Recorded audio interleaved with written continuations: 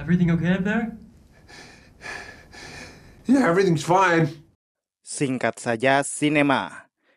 The Monkey adalah karya ugal-ugalan Osgood Perkins setelah Longlegs.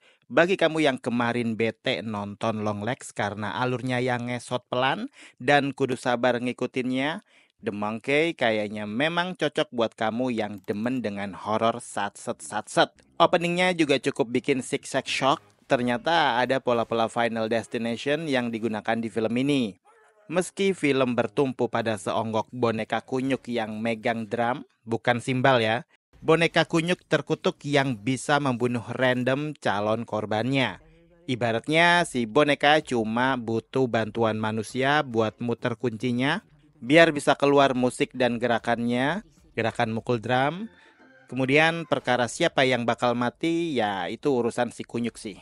The Monkey adalah gambaran kisah dark comedy yang adegan sadisnya selintas mirip dengan konsep yang digunakan kartun Happy Tree Friends. Sebuah estetika seni menewaskan korban dengan cara yang cukup menawan dan juga elegan. Instalasi busur dan usus, hot plate dan kepala, kolam dan listrik, dan cara-cara prosesi kematian yang menyenangkan lainnya. Semuanya tersaji dengan polos tanpa tekanan, mengikuti pemahaman karakter si kembar yang menganggap bahwa ya setiap orang pasti akan mati. Yang membedakan hanyalah cara kematiannya.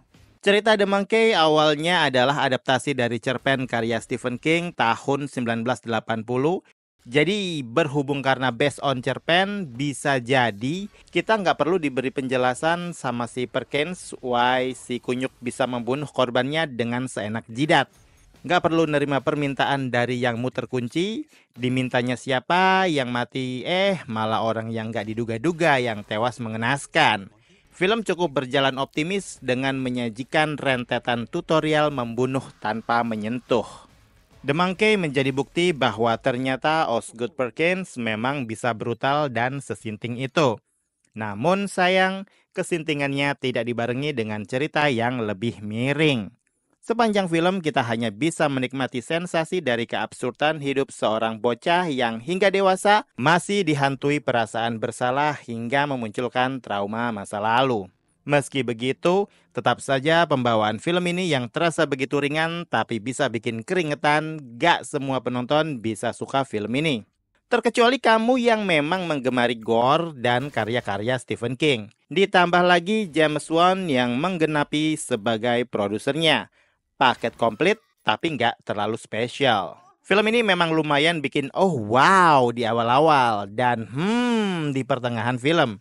Kentara banget di akhir film terlihat kayak bener-bener dipaksain. Tapi secara keseluruhan saya suka dengan komposisi cast yang bermain di film ini. Semua terlihat fun dan hidup memang seharusnya menyenangkan, bukan?